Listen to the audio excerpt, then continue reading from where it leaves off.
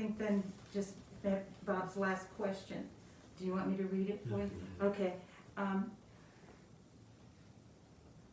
Why did you vote to support the state extreme risk protection order gun law, the red flag?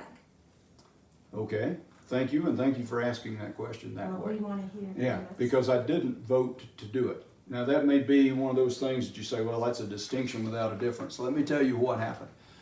We had, I'm going to start kind of way back, but be patient with me here. It came up in the legislature in probably 2018. And then that fall was the fall that Sheriff Speasy was running for re-election, and Stephen Hall was running against him.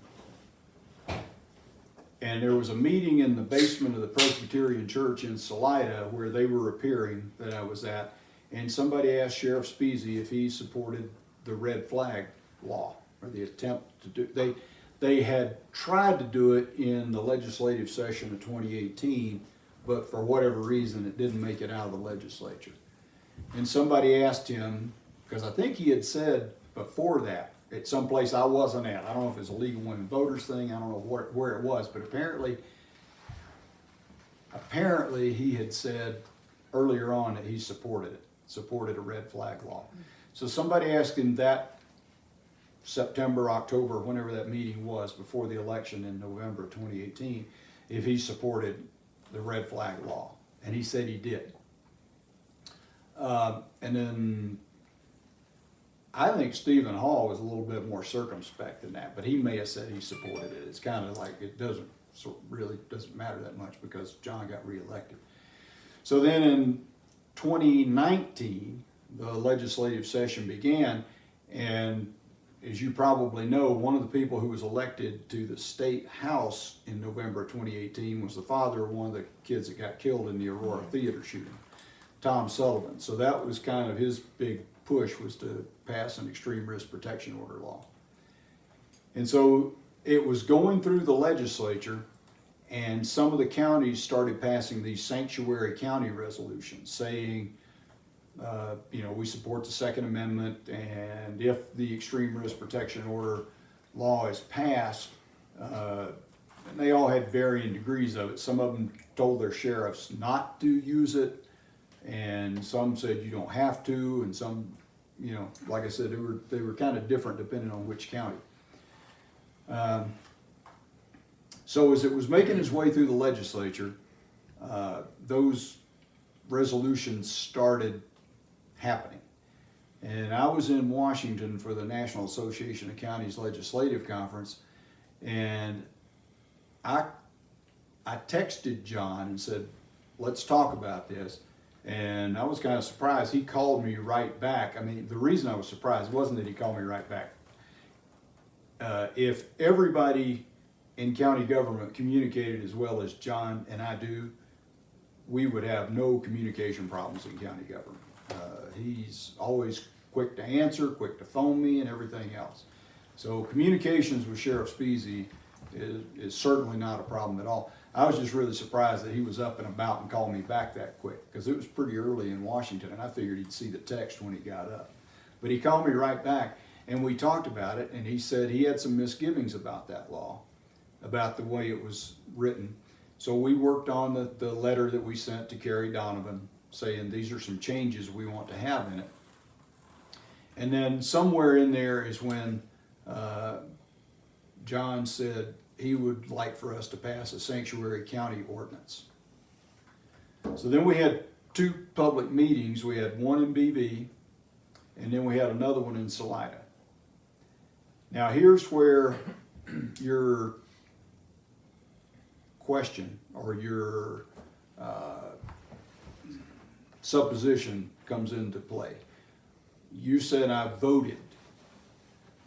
There was no vote ever taken on it at all. We heard public comment, and at the BV meeting, I was the first one to speak, and I said, I understand a lot of people's concerns about this, but 3 county commissioners in a small rural county don't determine whether or not this is constitutional. We have a judicial system that does that. The Constitution separates the powers between the executive branch, the legislative branch, and the judicial branch. And the judicial branch reviews laws to determine whether or not they're constitutional. And I treasure and value, and I'm sworn to uphold and defend the Constitution.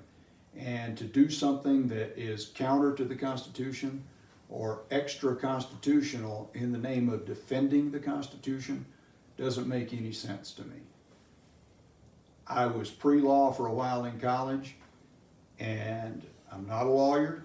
I'm certainly not a constitutional scholar, but I did have enough constitutional courses to know that I'm not qualified to make that decision. And Greg Felt pretty much echoed what I said at that meeting. And honestly, I don't remember really what Rusty said at that meeting. But then we had the second meeting in Salida, and we heard some of the same comments, heard some of the same concerns about due process.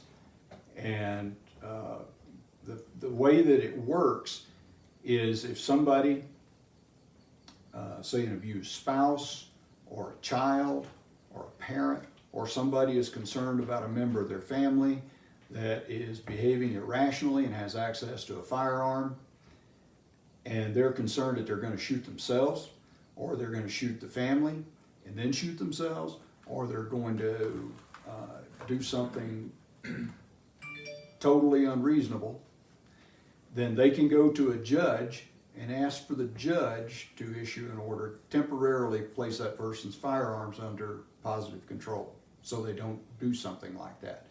And then it's got expiration dates on it and all that sort of stuff. I don't really want to talk about the minutia of the law because without reading it immediately before coming in here, I'd probably get something wrong. But there is due process. The firearms do get returned, all those sorts of things. So it's not just like somebody decides that, hey, Bubba's acting crazy, go down there and get his guns. It has to go to a judge. There has to be an order issued and everything else. So we had the meeting in Salida. I said generally the same thing I said in BV, the same thing that I said just a few minutes ago. And Greg said the same thing. And Rusty said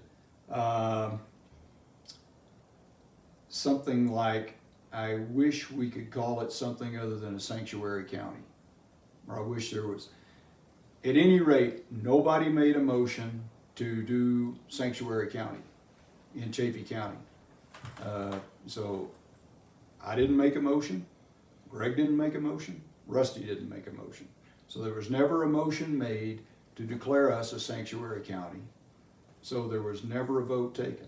There was never a motion. There was never a second. There was never a vote. So I didn't vote to support or oppose a sanctuary county. But I will say this. I'm not going to try to hide behind a straw man here. If there had been a vote to impose a sanctuary county, I would have voted against it because I see that being way beyond our authority as 3 county commissioners. Here's another element to consider. Say we said, and I asked John, I asked the sheriff this, I said, is there anything in that law that dictates what tactics you use to place firearms under positive control? And he said, no. I said, so there's nothing in that law that says you have to go in the front door, you have to call the person up and say, hey, we're coming over to get your guns. You can wait until they go to AutoZone or go to Walmart or wherever and then go over and quietly get them. Now, I know that's happened without the benefit of the extreme risk protection order. I know that sort of thing has happened in the past without the due process, without the court order, without any of that other stuff. Because I've heard about it happening. It's just been done very quietly. Now in the state, there was just an article in the Colorado Sun a couple of weeks ago. It's been used 73 times since it went into effect at the first of the year. Vast majority of those are where you would expect: city and county of Denver, Boulder County, Jeffco, the bigger counties. Weld County, I think, Garfield, Larimer, the bigger counties. It hasn't been used in Chaffey County at all. And I don't know, I just know I know the law enforcement people in the county well enough and respect their professionalism enough to have a high degree of confidence that it won't be abused. Now, one of the concerns that people had was that somebody, say like a neighbor dispute or a neighbor complaint, somebody would call up and say, hey, this guy over here, you know, he's got guns and I think he's a little wacko, so you need to come get his firearms. Pretty soon after the law went into effect, somebody tried something like that in Weld or Larimer or somewhere up there, and they were dealt with very quickly. And so I think that set the example. I don't think you're going to see any of that sort of thing again. So I think that helps allay their fears. Now, also for the record, I do own firearms. I don't want anybody coming and taking my guns away without, you know, due process, without any good reason, without any of that stuff.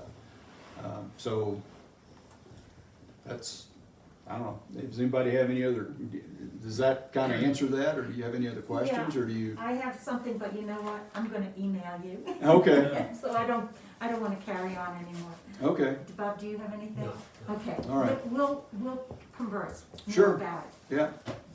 So it doesn't do anything with the person, it's simply the guns. Well, that's a different channel, but yeah, that's a good question. And that was one of John's concerns about it, was it didn't do enough to really address mental health problems. If somebody was having a mental health crisis, then what do you do about that? And that's, yeah, there are mechanisms to deal with that. It's just, it's different than that extreme risk protection order thing. And the red flag law and the extreme risk protection are the same thing. Yes. And because I understood Speezy's, one of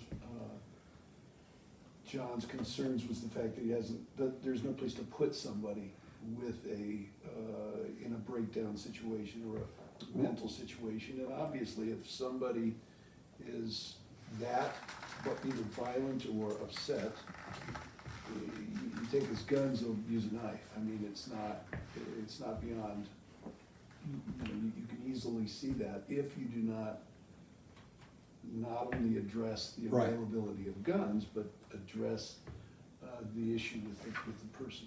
Correct. So, on the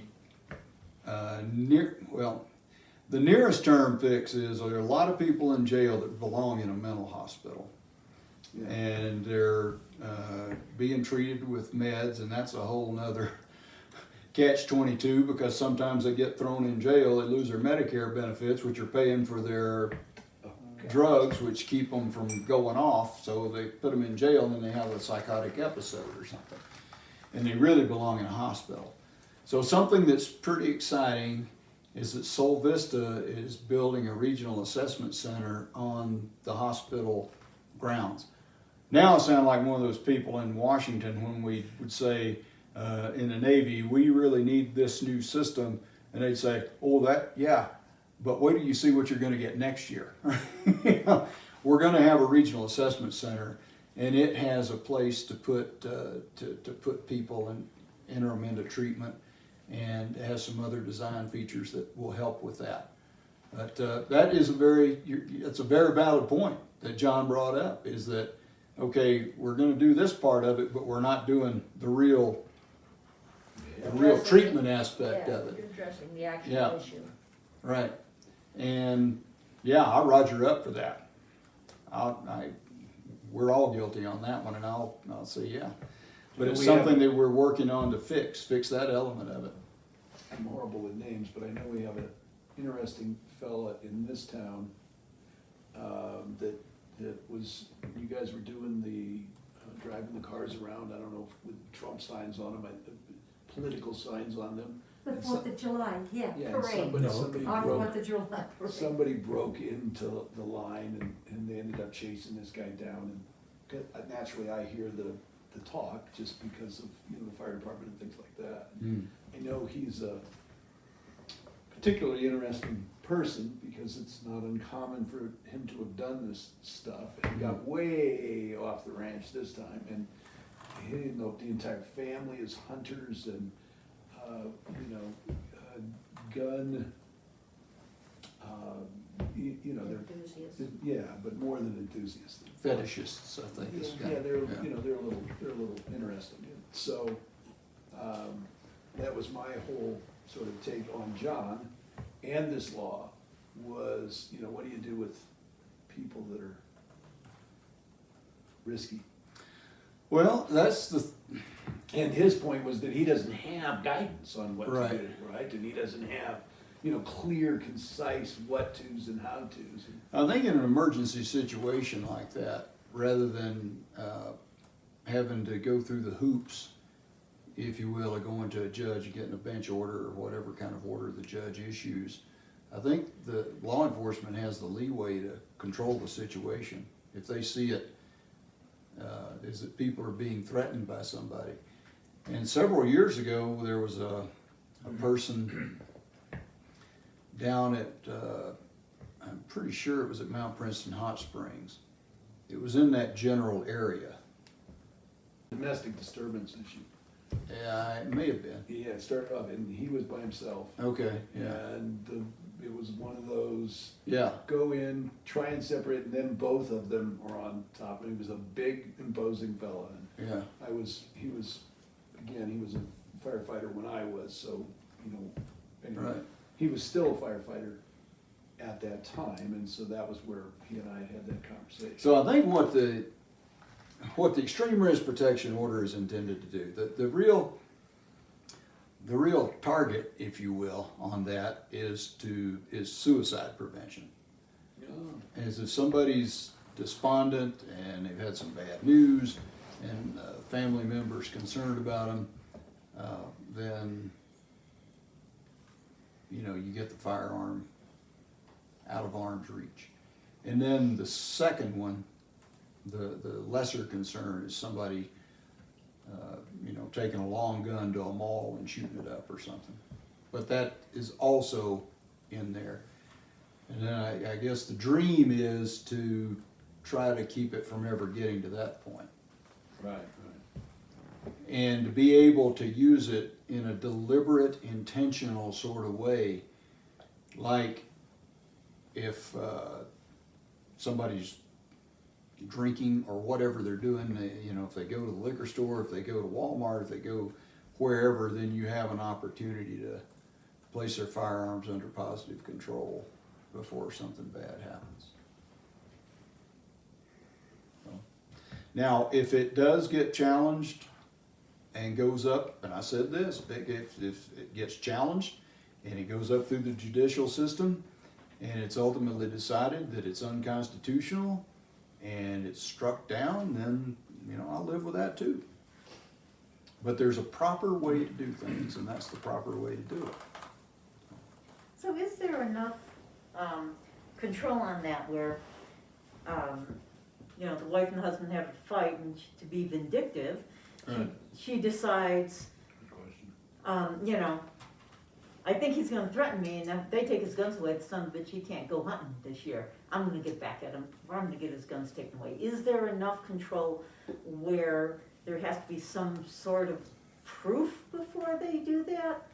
Before they come in and take an innocent, a person who is in a regular domestic squabble, not a big abuse system, but she gets mad and wants to get even, or the other way around, he gets mad and says, I'm gonna take her gun away. It could be either way by doing that. That's what I think my concern was, because there was a situation like that in our town where a prominent person's wife claimed that he had threatened her We knew the man, we knew the situation, it was just to prevent him from moving forward in his job as well as hunting and that.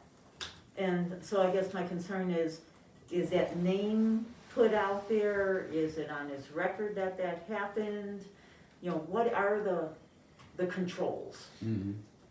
Because, that was my concern. Yeah. Well, those are valid concerns, and those are things that, you know, concerned the three of us, commissioners, when we were deciding whether or not we could do anything or should we do anything Yeah. about it. One, I think having to go to a judge and convince a judge and having attorneys present and having to present evidence that this person's a threat to themselves or a threat to others, I think that's a pretty high mark. Okay, that's what I was wondering. They do have to go through those steps, Right, before that happens. Correct. It isn't just, she calls up and goes, right, yeah. okay. I just didn't know how detailed. Larry it was. Bob's threatening to beat me up, come get his guns. There's a higher standard than that. And then there's that initial period is, I'm gonna get this wrong, 10 days, 2 weeks, something like that. 14 days. 14 days, so 2 weeks. So then they have to go back, and in that interim period, you know, if you want that person to be separated from their firearms, you have to develop an even more credible, higher standard there. And then the maximum it can be on there is for a year. And they can't be sold, they can't be, well, the sheriff up in Leadville did there, or the police chief, or whoever it was a few years ago now. They shouldn't be sold. They shouldn't be, yeah. Okay. So who So- pays for it being under control, like you have said? That was one of the sheriffs, and not just our sheriff, but the sheriff's associations and the police departments' concerns is storage space and where to put them. They have storage space which appears to be adequate right now because there haven't been that many of them. But that's something that John didn't ask for anything in his budget this year for additional storage space, I guess because it hasn't come up. But it's something that there's a couple of, these are the ones you never hear about, cleanup bills. There was a bill passed last year which was called something like Law Enforcement Integrity Act or something. It was the one about body cams and some other stuff. And so right now, Summit County, Pitkin County, Chaffee County, I guess you'd say, because I'm working with the sheriff on it and stuff. We're working on a cleanup bill to go in and say, okay, this is some things that, you know, we're still scratching our heads about, and we've got some questions that need to be answered, or here's something we see as a potential problem. And there's certainly room with this bill, this ERPO bill, still to answer some questions like that. Like, that was one thing that we voiced our concern in our letter to Kerry Donovan about, was there needs to be some money in this bill for gun safes or something to put these things in, just in case, Keith, because there are some people that do have A lot. there's a provision in the Yes, sir. bill, the third party, a federal Yes, firearms dealer can store them also. correct. Yeah, they have to be a So there's federally a licensed limit on firearm that. dealer. So like the gunsmith, the gun store in Salida, if he had adequate space, No. then he could lock them up But in like, his my safe. question, and who secure. pays for that? Who, The county would probably pay for that Really? in that situation. Hmm. Yeah. It's a public service. I found out yesterday talking with the DA, Caitlin Turner. It's not, and this kind of answers your question, Mary Lou. It's not a criminal charge. It's not a misdemeanor. It's a health and welfare sort of thing. And she called it a public protection order or something. It's not really a law and it's not an offense. It's just this is what we're doing. I won't hesitate to come back to it, the Sanctuary County red flag law thing. It was a real conundrum. It's like, okay, there's some very valid concerns here, but on a constitutional basis, what is the most principled position for me to take on this? And when you're saying sanctuary county, you're specifically talking about that law. Correct, right. But there was, Sanctuary County was this county is not abiding by By the Right. red flag law. correct. And- Now, this was something, I'm gonna open up another can of worms here probably, but it's something that, that people haven't really thought about that much. Is, let's say a situation came up where it was tailor-made to do the red flag thing. It was tailor-made, I mean, this is the test case, perfect scenario to put this person's firearms under control, take them away from them and lock them up till their psychotic episode passes or whatever. But we don't do that. And part of the reason we don't do that is because the county commissioner said we're not going to do that. And then this person does either, heaven forbid, kill their own family or kill a bunch of people, Yeah. and the county gets sued. We could bankrupt this county for the next 50 years. Our budget's $32 million. Say they collect $6 billion. I mean, let's do the quick math on that. Future earnings of some kid that's a prodigy, some kid that was going to be a brain surgeon or something. I mean, you do the imputed income over a lifetime of that, and they collect. That was something that could not be totally discounted. We had to think about that.